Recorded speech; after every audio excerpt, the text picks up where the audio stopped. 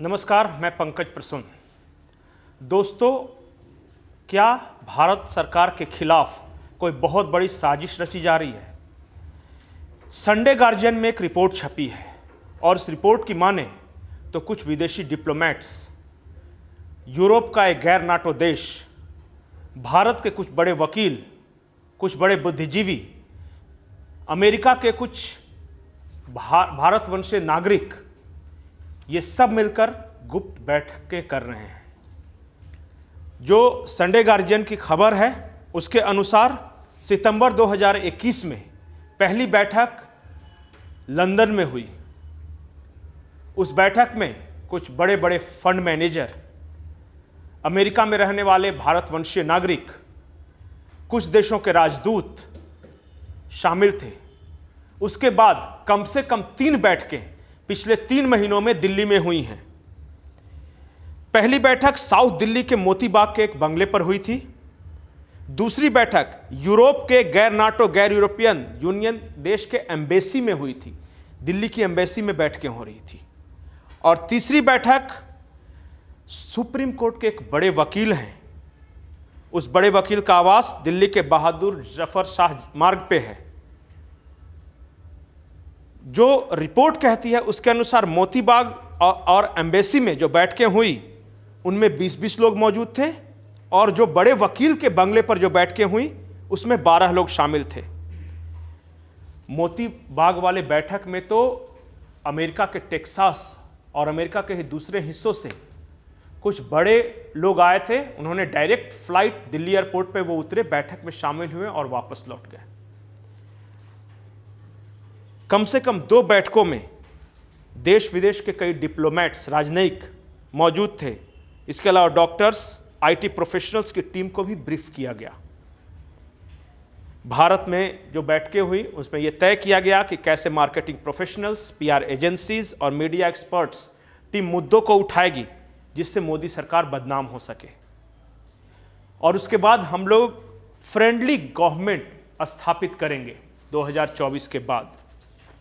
इस बैठक में यह भी तय किया गया कि सितंबर 2023 से हम अपना कैंपेन शुरू करेंगे। उनका अंदाजा यह है कि 180 दिन, सितंबर 2023 से 180 दिन के अंदर लोकसभा के चुनाव हो जाएंगे और तब हम मोमेंटम बनाना शुरू करेंगे, माहौल बनाना शुरू करेंगे।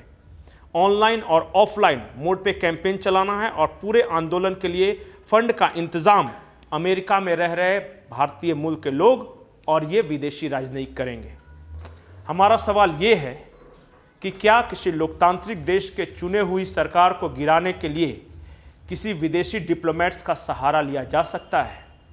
सवाल ये है कि भले ही भारतवंशी हैं वो लोग, लेकिन जिन्होंने अमेरिका की नागरिकता ले ली है, क्या वो लोग भारत सरकार को गिराने की साजिशें रच सकते हैं?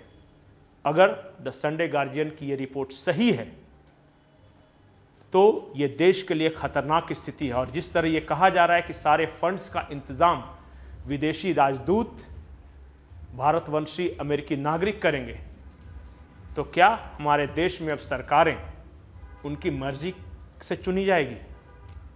ये रिपोर्ट छपी है, आप सब उसे देख सकते हैं।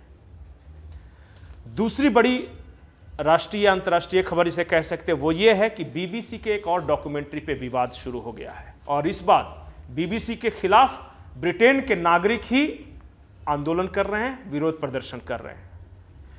दरअसल बीबीसी की एक डॉक्यूमेंट्री है द जिहादी ब्राइड, और द जिहादी ब्राइड शमीमा बेगम का एक कैरेक्टर है, उसके ऊपर ये बनाई गई है।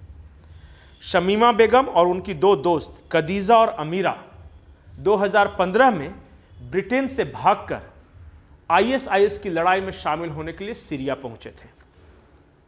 सीरिया में ये आतंकी बने और शमीमा बेगम ने एक डच नागरिक, जो कि वो भी आईएसआईएस का आतंकी था, उसके साथ शादी कर ली।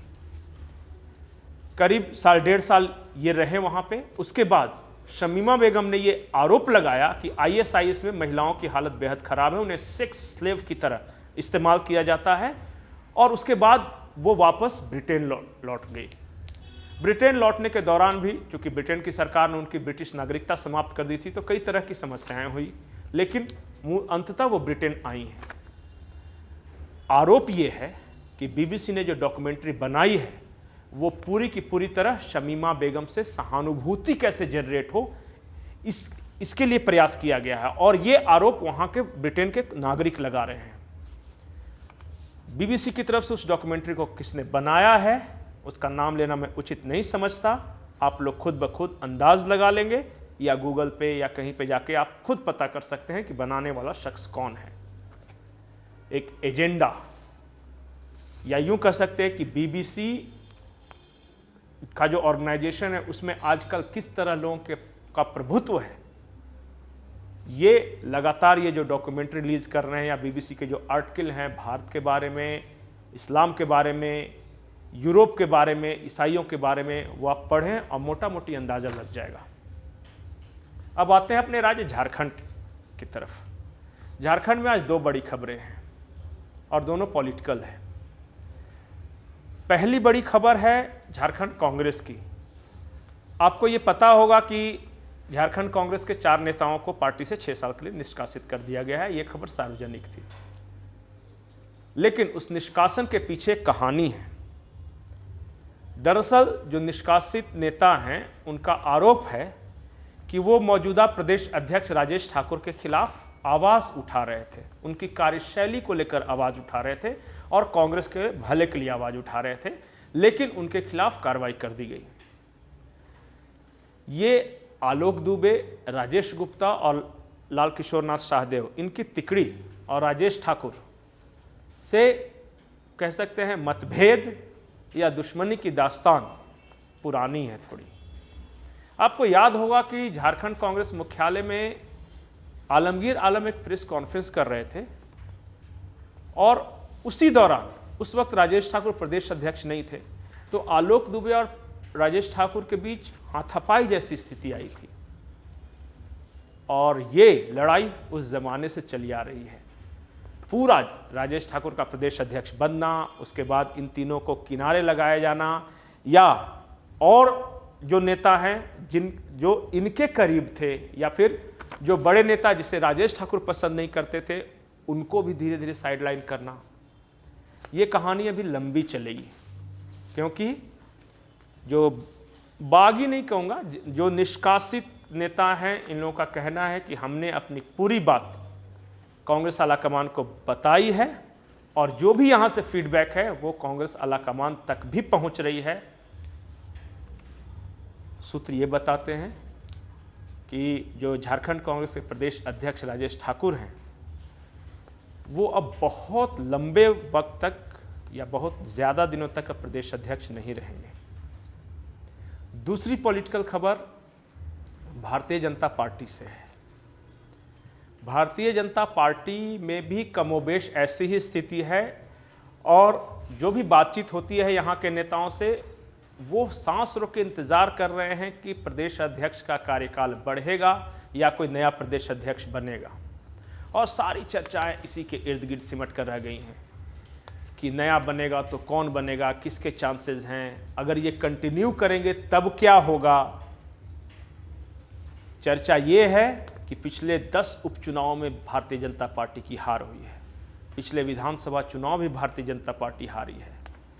कैसे प्रयास किया जाए कि जो आने वाले चुनाव हैं वो भाजपा जीते, क्योंकि मुख्यमंत्री हेमंत सोरेन जिस स्ट्रांग पिच पे खेल रहे हैं, जिस तरह वो झारखंडी अस्मिता का सवाल उठा रहे हैं, जिस तरह वो बाहरी जनता पार्टी भारतीय जनता पार्टी को, जिस तरह आज उन्होंने कहा कि गुजरात को गुजराती चलाते हैं, महाराष्ट्र को महाराष्ट्रियन चलाते हैं, बंगाल को बंगाली चलाते हैं, लेकिन झारखंड को छत्तीसगढ़ी चलाता है।